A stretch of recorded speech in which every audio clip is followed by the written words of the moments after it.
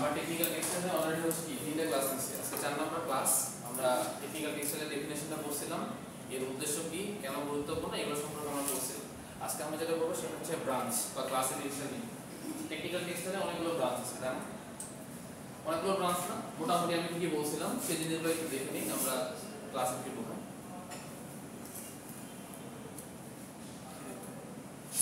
এটা হচ্ছে একটু আচ্ছা, দেখো অনেকগুলো ক্লাসিফিকেশন আছে, তার মধ্যে গুরুত্বপূর্ণ ক্লাসিফিকেশনের ক্ষেত্রে একটা বলছিলাম যে প্রোটেক্টিভ টেক্সটাইল বা প্রোটেক্টিভ।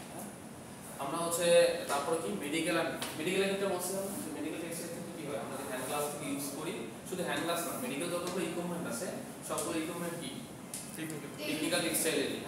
শুধু আমরা মেডিকেল না, এখন পুরো টেক্সটাইল জগৎটা এখন কি টেকনিক্যাল টেক্সটাইলেরই অন্তর্ভুক্ত। শুধুমাত্র টেকনিক্যাল না, সিভিল ইঞ্জিনিয়ারিং যেটা সেটাও কিন্তু টেকনিক্যাল টেক্সটাইলের অন্তর্ভুক্ত। অলরেডি আমি বলছিলাম গত ক্লাসের মধ্যে। দেখো ইন্ডাস্ট্রিয়াল টেক্সটাইল, ওই যে আমরা হচ্ছে ইন্ডাস্ট্রিয়াল টেক্সটাইলের ক্ষেত্রে কেন বলা হয়েছে, আমরা কনভিউর যে বেলগুলো ইউজ করি, ফিল্টার ফেব্রিক, যারা চাকরি করে তারা বলতে পারবে, কনভিউর বেল বই ব্যবহার করা হয় বা জিও টেক্সটাইলের ক্ষেত্রে ব্যবহার করা হয়, তাই না? জিও টেক্সটাইলের ক্ষেত্রেও কিন্তু টেকনিক্যাল টেক্সটাইল। আগে বলে নিই টেকনিক্যাল টেক্সটাইলটা অনেকটা হচ্ছে কি বাংলা রিডিং করার মতো, সো একটু বোরিং হবা, বাট এগুলো কিন্তু পরীক্ষার জন্য লিখতে হবে। সো এত ভয় পাওয়ার কিছু নেই। তারপর দেখো ট্রান্সপোর্টেশন টেক্সটাইল। ট্রান্সপোর্টেশনের জন্য কি হয়, আমরা যে সিট বেল্টগুলো ব্যবহার করি, তাই না? এখন নতুন নতুন যে এসি গাড়িগুলো বেরিয়েছে দেখবা, শুয়ে আসা যায় জার্নি করার সময়, এগুলো কি সম্পূর্ণ টেকনিক্যাল টেক্সটাইলের অংশ, ঠিক আছে? সেই জিনিসগুলো একটু জানতে হবে। সো আরেকটা জিনিস মনে রাখবা, যদি কখনো পরীক্ষায় টেকনিক্যাল টেক্সটাইলের ক্লাসিফিকেশন আসে, সো এটা হচ্ছে ওরকম করে ডিফাইন করা দরকার নাই যে 4 প্রকার বা 5 প্রকার। তো বলবো different type of technical textile আছে। ডিফারেন্ট টাইপ অফ মধ্যে অনেকগুলো, আমরা 10 থেকে 12টা লিখে দিবা। 10 থেকে 12টা আমরা কি করব, এগুলো বর্ণনা করতে হবে। সো বাকি টাইপগুলো কিন্তু কি রকম ছিল, 3 টাইপস, 4 টাইপস, 5 টাইপস, বাট এটা ক্ষেত্রে কি ডেফিনিট করার দরকার নেই। তারপর দেখো কনস্ট্রাকশন টেক্সটাইল আর বিল্ডিং, এটা ক্ষেত্রে বলছিলাম জিও টেক্সটাইলের কথা বলছিলাম না, এটার সাথে কোন ইঞ্জিনিয়ারিং যুক্ত বলছিলাম, সিভিল ইঞ্জিনিয়ারিং। সিভিলের ক্ষেত্রে কাজ কি, সিভিল ইঞ্জিনিয়ারিং কাজ কি বলছিলাম, সিভিল ইঞ্জিনিয়ারিং কাজ কি ঘর বাড়ি বানানো। শুধু কি ঘর বাড়ি বানায়, কি করে না, নকশা তৈরি করে, আর কি করে, নকশা তো আর্কিটেক্ট করে, কি করে, প্ল্যান করে, এরপরে হচ্ছে ডিজাইন করে। আর প্ল্যান ডিজাইন করা করে আর্কিটেক্ট, ঠিক আছে? আর ডিজাইন না করলে সমস্যা কি হতে পারে, ডিজাইন না করলে কি সমস্যা, বিভিন্ন ধরনের সমস্যা হতে পারে। যেমন কিরকম, যারা হচ্ছে আর্কিটেক্ট তারা প্রথমে হচ্ছে মাটির যে পরীক্ষাটা তারা আন্ডারেই করে। আমি ডিজাইনের ক্ষেত্রে বলতেছি যে ধরো এখন সিভিল হচ্ছে একটা বাসা বানাবে, তাই না? তো বাড়িতে কি করে, ওরা হচ্ছে এসে দেখে যে কতটুকু ইটে লাগবে, কতটুকু সিমেন্ট লাগবে, বাড়ি লাগবে। স্যার আমি ইনভেস্টিগেশন বোঝাতে চাচ্ছি। আচ্ছা বলো। তো যারা হচ্ছে আর্কিটেক্ট তাদের আন্ডারে কিন্তু জমির যে একটা স্ট্রাকচার, এটা আগে দেখে কোন দিকে কতটুকু লম্বা চওড়া, এটা হচ্ছে সম্পূর্ণ ওদের আন্ডারে দেখে।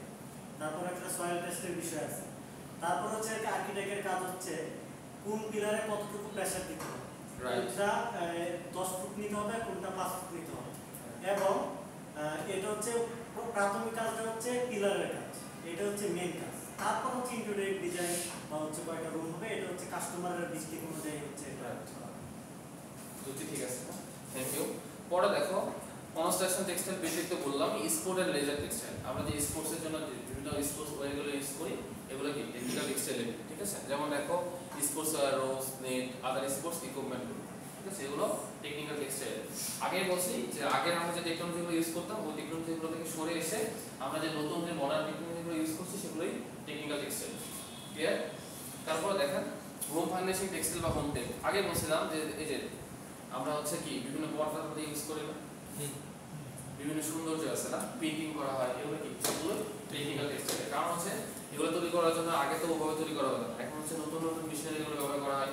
পেইন্টিং এর ক্ষেত্রে দেখো ফ্ল্যাট বেড রোটারি মেশিন আছে, বাট এখানে বিভিন্ন টাইপের কি করা হয়, ফ্ল্যাট বেডে কি করা হয়, পেইন্টিং এর ক্ষেত্রে কি করা হয়, বিভিন্ন ধরনের কি দেখো শার্টের ক্ষেত্রে বিভিন্ন একটা প্রিন্ট আছে, আমার একটা শার্টে প্রিন্ট আছে, বিভিন্ন টি শার্টের প্রিন্ট আছে, এগুলো কি টেকনিক্যাল টেক্সটাইলের ফসল। কারণ কি মডার্ন টেকনোলজিগুলো ইউজ করার ফলে এগুলো হচ্ছে খুবই দ্রুত, খুব সময়ের মধ্যে এগুলো কি করা যায়, ঠিক আছে? তারপরে দেখো এগ্রিকালচার টেক্সটাইল বা এগ্রোটেক। এগ্রিকালচারের ক্ষেত্রে আমি কি বলছিলাম, আমরা বলছিলাম যে এগ্রিকালচারের ক্ষেত্রে যেগুলো হয় আগে আমরা কি যে টেকনোলজিগুলো ইউজ করে আমরা কৃষি কাজে কি করছিলাম না আগে, বাট এখন কি বিভিন্ন ধরনের কীটনাশক ব্যবহার করা দ্রুততম সময়ের মধ্যে আমরা দেখো আগে কি হতো যে বছরে 2টা ফসল পাইতাম, বাট এখন বছরে 4টা পাই, 5টা পাই। কেন বলো তো? এগুলো হচ্ছে টেকনিক্যাল টেক্সটাইল, অর্থাৎ বিভিন্ন একটু গবেষণা করার ফলে দেখা যায় যে দ্রুততম সময়ের মধ্যে কোনগুলো ফসল বেশি উৎপাদন করা যায়। এগুলো টেকনিক্যাল টেক্সটাইলেরই ফসল। কারণ হচ্ছে আমরা দেখি যে গম বলো, ভুট্টা বলো, ধান বলো, আলু বলো, এগুলো কি হয়, এগুলো ফলন আগের থেকে অনেক বেশি, যদি এগুলো স্বাদ কমে গেছে, কারণ সবগুলো হতে ভেজাল, তাই না? বিভিন্ন কীটনাশক ব্যবহার করা, যেগুলো আবার পরিবেশের জন্য, এনভায়রনমেন্টের জন্য ক্ষতিকর। তারপরে দেখো ইকো টেক্সটাইল বা ইকোটেক্স। ইকো টেক্সটাইল মানে পরিবেশ বান্ধব, যেটা বলছিলাম যে বাংলাদেশের গ্রিন ফ্যাক্টরির কথা বলছিলাম, অনেকগুলো গ্রিন ফ্যাক্টরির কথা। এখন বাংলাদেশের গ্রিন ফ্যাক্টরিগুলোর মধ্যে সবচেয়ে ভালো কোনটা? ইকোটেক্স। ইকোটেক্সটাইল যেটা, এটা হচ্ছে খুবই এনভায়রনমেন্ট ফ্রেন্ডলি একটা এনভায়রনমেন্ট। যদি কখনো পারো ইকোটেক্সই হচ্ছে তোমার ট্রাই করো। স্যার ময়মনসিংহে হ্যাঁ, ইকোটেক্সটাইল বা ইকোটেক। কারণ কারণ হচ্ছে কি, এটা তো আমি আগে বললাম যে আগে যে আমরা টেকনোলজিগুলো ইউজ করতাম, ওই টেকনোলজিগুলো থেকে সরে এসে যে নতুন মডার্ন টেকনোলজিগুলো ব্যবহার করা হয়, সেগুলো হচ্ছে টেকনিক্যাল টেক্সটাইল। সেই জিনিসটার কথা বলেছি। তারপর দেখেন সাস্টেনেবল টেক্সটাইল। সাস্টেনেবল বলতে বোঝায় যে বা রিসাইক্লিং প্রসেস বোঝায়, অর্থাৎ কোনো একটা জিনিস যখন আমরা ব্যবহার করবো পুনরায় যদি আবারও ব্যবহার করা যায় সেটাকে বলা হয় রিসাইকেল বা সাস্টেনেবল টেক্সটাইল। এখন বাংলাদেশে তোমাদের গত ক্লাসে আমি বলছি না জানি না, দেখো অলমোস্ট তোমরা এটার নাম শুনছি না জানি না, রিসাইকেলেবল এটার নাম শুনছো? হ্যাঁ স্যার, রিসার্চ ওই স্যার আপনার কাপড় দিয়ে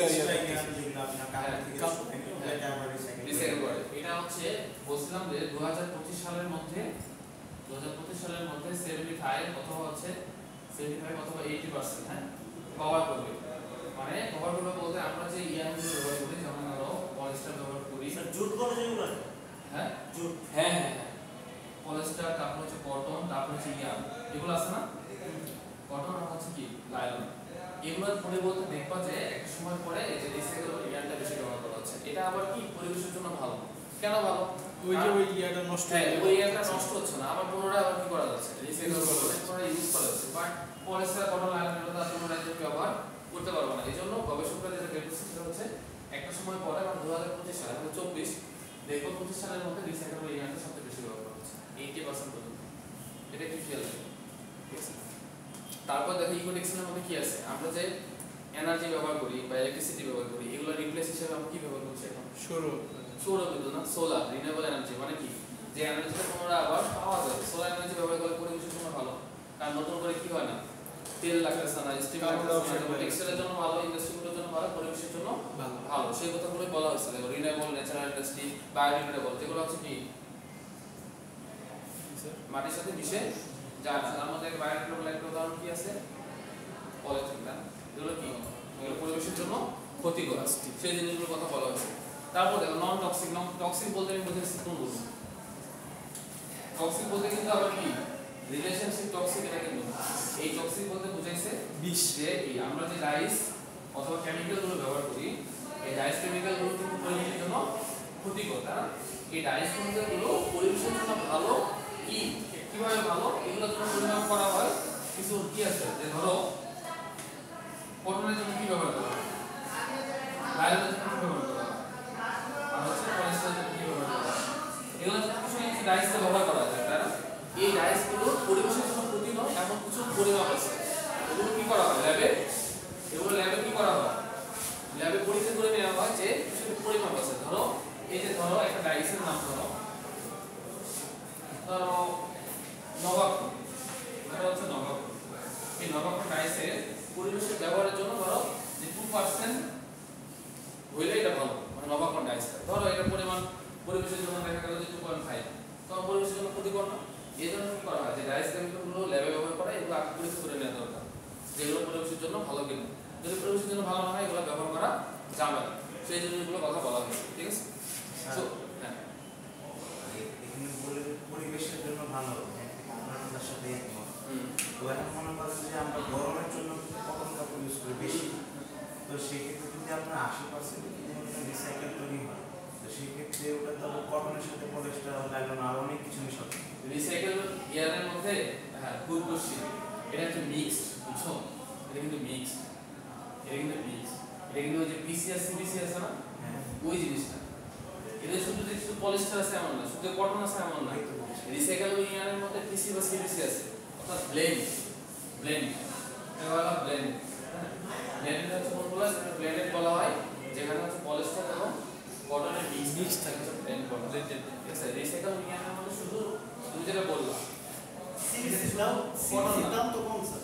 সেটা কটন না, পলিস্টার না, দুটোর মিক্স থাকে, সেটা পিসি বা সিপিসি থাকতে পারে, সেটা হচ্ছে রিসাইকেলেবল ইয়ান। সেক্ষেত্রে মনে করেন তো ওটা করলে গরম বেশি থাকবে না? কিছু তো ডিসঅ্যাডভান্টেজ থাকবে, বাট গরম মনে হয় না লাগবে, গরম মনে হয় না লাগবে। কারণ হচ্ছে কি রিসাইকেলেবল ইয়ানটা তো তোমার হচ্ছে কি কটনের জন্য যেমন ডাইনিং টেম্পারেচার একটা আলাদা, পলিস্টারের জন্য একটা আলাদা, কিন্তু পিসি সিপিসি ক্ষেত্রে কি হয়? ওখানে হচ্ছে মডার্ন টেকনোলজি ইউজ করবে, যেমন এই যে আমি বলি আমাদেরকে আপনাকে আমি দাও জার্সি না, হ্যাঁ জার্সি ওটা তো কটনের না, ওগুলো কিন্তু হ্যাঁ এটা কিন্তু কমফোর্টেবল। কমফোর্টেবল। বাট আমার মনে হয় কি মানে যেহেতু এখন গবেষণা চলতেছে রিসাইকেলেবল ইয়ান, যেহেতু গবেষকরা বলতেছে যে এটা যদি ব্যবহার করা হয় পরিবেশের জন্য ভালো হবে, অবশ্যই এটা কমফোর্ট হওয়ার কথা, এটা অবশ্যই কমফোর্ট হওয়ার কথা। ঠিক আছে, ডিসকমফোর্টও হতে পারে, বাট আমার মনে হচ্ছে কমফোর্টই হওয়ার কথা, না হলে এরা ব্যবহার করার কথা বলতো না। ঠিক আছে, যেহেতু এটা এখনো গবেষণা মানে এখনো ইন্ডাস্ট্রিতে ব্যবহার করা হচ্ছে এমন না, কিছু কিছু ইন্ডাস্ট্রিতে ব্যবহার করা হচ্ছে। আমি যখন চাকরি করতাম তখন কিছু কিছু ইয়ান দেখতাম যে রিসাইকেলেবল ইয়ান, তখন আমার একটু আগ্রহ থাকছিল যে স্যার আসলে এই জিনিসটা কি? আমি তো সারা জীবন করে এসেছি, পরিষ্কার করবো না লাইলনই আছে, এটাও কই থেকে আসবে? তখন স্যার বলছিলেন যে এরকম যে একটা সময় পরে দেখবা যে রিসাইকেলেবল ইয়ানটা এখন কারণ এটা পুনরায় ব্যবহার করা যাচ্ছে, কষ্ট কমে যাচ্ছে, একদিন পরিবেশের জন্য ভালো হলে আমরা যেদিকে পরিবেশের জন্য ভালো হবে সেটা দিকে আমরা বেশি যোগ্য, সেই কথাটা বলা হচ্ছে। আচ্ছা, তারপরে দেখো use and application of technical textile. Technical টেক্সটাইলটা কোথায় ব্যবহার করা হয়? টেকনিক্যাল টেক্সটাইলটা কোথায় ব্যবহার করা হয়? সবার ভুল হচ্ছে না, বেশি পড়া নেই, শেষ করে দেবো। হ্যাঁ, আচ্ছা, অ্যাপ্লিকেশন মানে কি? মানে এটা হচ্ছে প্রয়োগ। টেকনিক্যাল টেক্সটাইলটা কোথায় প্রয়োগ করা হয়? নাম্বার 1 প্রথমটা দেখো অটোমেটিক টেক্সটাইল। অটোমেটিক টেক্সটাইলের মধ্যে একটু আগে আমরা দেখলাম যে আমরা এখন যে সিট বেল্টগুলো ইউজ করি, তারপর কনভে বেল্ট ব্যবহার করি বিভিন্ন টেক্সটাইল ইন্ডাস্ট্রিতে, এগুলো কি অটোমেটিক ভাবে তৈরি করা হয়। মানে আগে যে মডার্ন টেকনোলজিগুলো, আগে যে টেকনোলজি ব্যবহার করতো ওই টেকনোলজিতে যে বেল্ট তৈরি করা হতো বা এখন যে সিট প্ল্যানগুলো করা হয় যেমন হচ্ছে বাসের ক্ষেত্রে, এগুলো আগে কিরকম ছিল? এখন অনেকটা টেকনোলজির কারণে কি উন্নত হচ্ছে না? এখন দেখবা যে ম্যাক্সিমাম বাসে এসি আছে। একটা সময় মানুষ চিন্তা করতো যে বাসে এসি থাকবে, মানুষ চিন্তা করতো বাসা বাড়িতে এসি থাকবে, বাট একটা সময় এখন কি হয়েছে আমরা জানি যখন করি তখন দেখি বাসের মধ্যে এসি, ট্রেনে হয়েছে। হ্যাঁ, তারপর ট্রেনের মধ্যে এসি। এটা কিন্তু আগে ছিল না। মানে প্রযুক্তি যত টেকনোলজিগুলো অবলম্বন করা হচ্ছে তত কি আমরা আগে যাচ্ছি, অটোমেশন হয়ে যাচ্ছে। ঠিক আছে, এটা একটু পড়বা। তারপর দেখো মেডিকেল টেক্সটাইল, অলরেডি একটু বললাম যে মেডিকেল টেক্সটাইলের ক্ষেত্রে কি হয়। বিভিন্ন যে আমরা যে এই যে আমরা পিপি এর কথা বলছিলাম না, পিপি মানে কি বলছিলাম? পার্সোনাল বলো প্রোডাক্টিভ ইকুইপমেন্ট, কি পিপি মানে কি?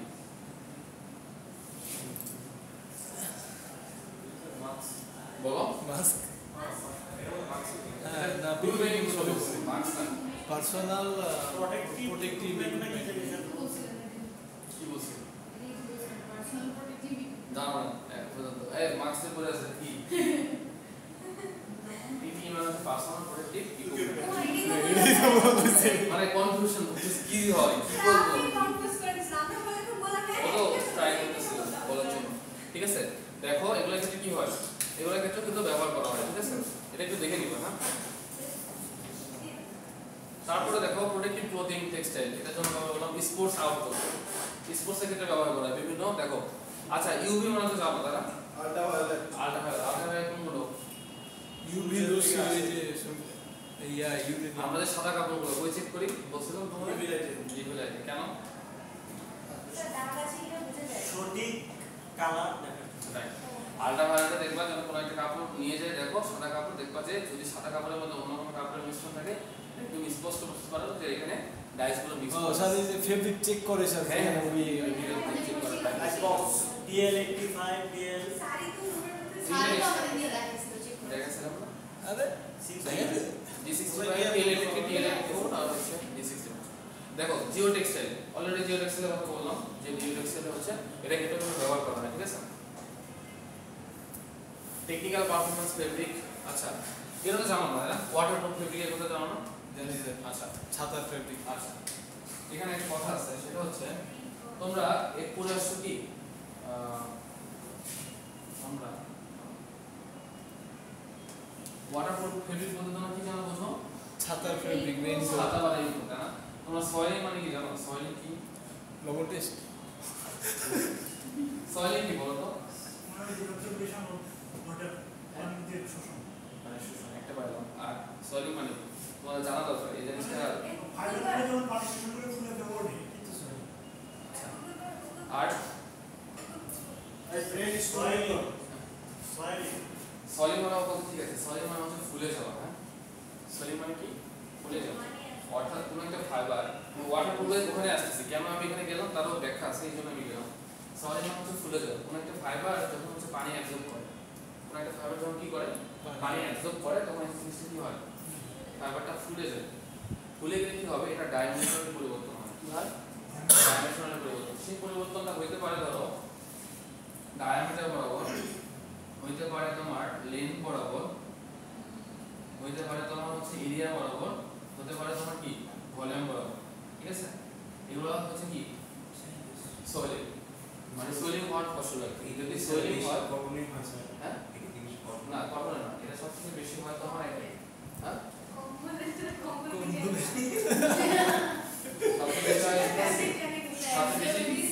সবচেয়ে বেশি সয়েলিং হয় ভিসকস। মনে রাখবেন ডিসকস সবচেয়ে বেশি সয়েল হয় কোথায়? ভিসকস। এখন বলি সয়েলটা হচ্ছে কি, এখন এটার মধ্যে সয়েলিং মানে কি? পানি অ্যাবজর্ব করবে, তাই না? পানি কিভাবে অ্যাবজর্ব করবে বলো তো? Molecular space. আমি সকলে একটু ব্যাখ্যা দিই, তোমাদের একটু জানা দরকার। দেখো ওয়াটারপ্রুফ ফেব্রিক কখন হয়? কখনো প্রশ্ন করলে এটা অবশ্যই বলতে পারবো। সেটা হচ্ছে ওয়াটারপ্রুফ ফেব্রিক এমনি এমনি হয় না। এটা ক্ষেত্রে কি হইতে হয়? সয়েলিং হইতে হয়। সয়েলিং হওয়া মানে হচ্ছে পানি গ্রহণ করে, মানে অ্যাবজর্বেন্সি যখন কি বেড়ে যায়, তাই না? তো ওয়াটারপ্রুফ ফেব্রিক মানে কি? পানি ভিতরে প্রবেশ করবে না, এরকমই তো। তো ওয়াটারপ্রুফ ফেব্রিক কোনগুলো হয়? মেইনলি ওভেন ফেব্রিক আছে না? ওভেন ফেব্রিক ক্ষেত্রে কি হয়? ওভেন ফেব্রিক যখন হচ্ছে পানি অ্যাবজর্ব করে, হ্যাঁ, পানি যখন অ্যাবজর্ব করে, পানি অ্যাবজর্ব করার সময়, মানে পানি অ্যাবজর্ব করা হয়ে গেলে একটা সময় পরে আর কি হয়ে যায়? ব্লক হয়ে যায়। কি হয়ে যায়? ব্লক। হ্যাঁ, ব্লক হয়ে যায়। তো ব্লক হয়ে গেলে কি হবে? পরবর্তীতে আর পানি কি হবে? নিতে পারবে না। তখন এটা কি হয়ে যাবে? ওয়াটারপ্রুফ ফেব্রিক হয়ে যাবে। বুঝছো? মানে ওয়াটারপ্রুফ ফেব্রিক হওয়ার জন্য কি হতে হবে? সয়েলিং হতে হবে।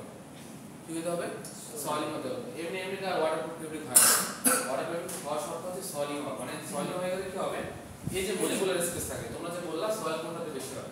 ভিসকস। ভিসকসের ক্ষেত্রে কি হয়? মলিকুলার স্পেসটা বেশি থাকে। মলিকুলার স্পেস বলতে বোঝায় কোন একটা ফাইবার ইয়ান অথবা ফেব্রিক হতে পারে, সেগুলো হচ্ছে পোরে বলা হয়। পোর পোর মানে হচ্ছে ক্ষুদ্র ক্ষুদ্র অংশ থাকে, যেমন ধরো কাপড়ের ভিতরে পুরো অংশ থাকে, তাহলে এই জন্য তো আমাকে কি কমফোর্টেবল একটা ব্যাপার, বাতাস ঢুকে বাতাস ঢুকে না, এরকম তো আমরা বলি। দেন এই পোরগুলো যখন থাকে, এই যে ভিসকস, ভিসকসের ক্ষেত্রে মলিকুলার যে স্পেসটা অনেক বেশি থাকে। এই মলিকুলার স্পেস যত বেশি হবে, পানি অ্যাবজর্বেন্সি তত বেশি হবে। তো পানি অ্যাবজর্বেন্সি বেশি হওয়া মানে সয়েলিং হওয়াটা বেশি। এই জন্য ভিসকসের ক্ষেত্রে বলা হয়, ভিসকসের ক্ষেত্রে মলিকুলার স্পেসটা অনেক বেশি থাকে, এই জন্য এরা কি বেশি সয়েলিং হয়। এখন এরকমও প্রশ্ন আসতে পারে যে viscose shows higher soiling than cotton অথবা nylon, কারণ কি? একটাই উত্তর, মলিকুলার স্পেস। মলিকুলার স্পেসটা বেশি। যদি মলিকুলার স্পেসটা বেশি হয়, পানি অ্যাবজর্বেন্সি ক্ষমতা অনেক বেশি হয়, তখন কি হয়? এই সয়েলিং ক্ষমতা বেশি থাকে। ক্লিয়ার? পারা যাবে এই জিনিসটা? তো ওয়াটারপ্রুফ ফেব্রিক হওয়ার জন্য তাহলে এই যে রেইনকোটের ফেব্রিক গুলো তো দেখে পলিস্টার ফেব্রিক মনে হয়। হ্যাঁ, ওভেন ফেব্রিক, ওটা ওভেন ফেব্রিক, এটা ওভেন। এই জন্য তো ম্যাক্সিমাম এই জিনিসটা অনেকেই হয়তো জানে না, অনেকে হয়তো জানে। মনে রাখা, ওভেন ফেব্রিকের ক্ষেত্রে ওয়াটারপ্রুফ যে ফেব্রিকগুলো, এগুলো হওয়ার মেইন শর্ত সয়েলিং হবে। আর সয়েলিং হয়ে যাওয়ার পরে একটা সময় ব্লক হয়ে যায়, যখন ব্লক হয়ে যায় তখন আর পানি নিতে পারে না, তখনই এই জন্য পানিগুলো আর ভিতরে প্রবেশ করে। এই জন্য রেইন করে দেখবা যে পানি গেলে পানি বাইরে পড়ে যায়। ঠিক আছে, এই জিনিসটা একটু মনে রাখবা। তারপর দেখো এগ্রিটেক টেক্সটাইল, এটা কিন্তু ব্যবহার করা হয়। আর একটা জিনিস গুরুত্বপূর্ণ, সেটা হচ্ছে স্মার্ট টেক্সটাইল। তোমরা আসলে স্মার্ট টেক্সটাইল বলতে কি বুঝো বলো তো? স্মার্ট টেক্সটাইল বলতে শুরু থেকে শেষ এখন পর্যন্ত যত প্রযুক্তি, সব যত সেন্সর আছে, সেন্সরের ক্ষেত্রে কি হয়? আগে কি করা হতো? দেখো মোবাইল ফোনগুলোতে আমরা কি ব্যবহার করি? সেন্সর ব্যবহার করি না? তোমার হাতের কি ফিঙ্গার স্পর্শ ছাড়া মোবাইল ফোন খুলবে না। সবগুলো কি টেকনোলজির ফসল, তাই না? একটা সময় আমরা একটু চিন্তাও করতে পারতাম না। আগে বাটন ফোন থাকতো, কল যাইতো, কল রেট ছিল কি 20 টাকার মতো, হ্যাঁ এরকম ছিল। এখন প্রযুক্তি উন্নতির ফলে কি হয়েছে? নেটওয়ার্কের অ্যাভেলেবিলিটি বৃদ্ধি পাইছে। শুধুমাত্র টেলিটকটা একটু সমস্যা করে, এখন তো গ্রামে গেলে বাকি সব নেটওয়ার্কই পায়। প্লাস হচ্ছে এখন সেন্সর ব্যবহার করা হচ্ছে, সব কিছু সেন্সর। তোমার হাতের ফিঙ্গারপ্রিন্টের সঙ্গে আর কারো পৃথিবীর কারো ফিঙ্গারপ্রিন্টের মিল নেই। তো এই প্রযুক্তিগুলো উন্নত হচ্ছে এই স্মার্ট টেক্সটাইলের কারণে, ঠিক আছে।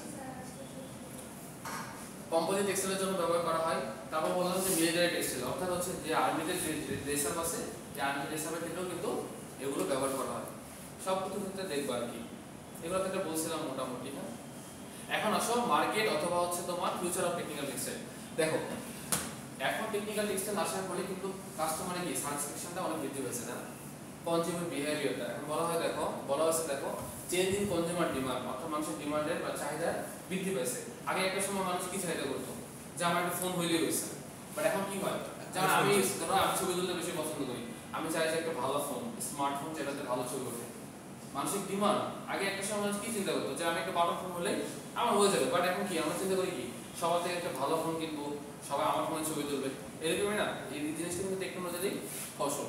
তারপর দেখো গ্লোবাল ইকোনমিক কন্ডিশন কি হয়েছে, আগে থেকে বৃদ্ধি পাচ্ছে না, আগে থেকে কিন্তু বৃদ্ধি পাচ্ছে। বাংলাদেশে বলা হয় ৬,০০০ টেক্সটাইল, হ্যাঁ বলো, ঠিক আছে, ৬,০০০ টেক্সটাইল ফ্যাক্টরি আছে। এই টেক্সটাইল ফ্যাক্টরি কি এত বেতন কিভাবে দিতেছে, টেকনোলজি উন্নতি না হলে তো দিত না। তোমার কস্ট অনেক কম, এই জন্য কি প্রোডাকশন বেশি, ইকোনমিক গ্রোথ অনেক বেশি, সেই জন্য, ঠিক আছে। এই জিনিসগুলো ক্ষেত্রে বলা হয়েছে।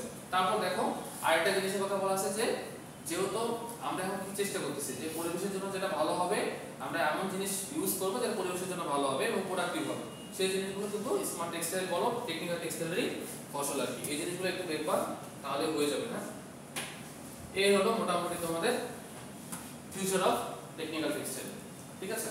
তো মোটামুটি এই স্লাইডটা, এই চ্যাপ্টারটা আমরা মোটামুটি শেষ করে দিলাম। এটা নিয়ে কোনো কোশ্চেন থাকলে বলতে পারো, সিটি ভালো স্যার। ঠিক আছে। আগামী আজকে কি বার, কালকে তো ক্লাস আছে, আগামীকাল আমরা একটা নতুন চ্যাপ্টার পড়বো, দেন পরের উইকে আমরা সিরিজ দেবো এই স্লাইডের উপর একটা আমরা সিরিজ দেবো, ক্লিয়ার, ঠিক আছে। আজকে তাহলে এই পর্যন্ত।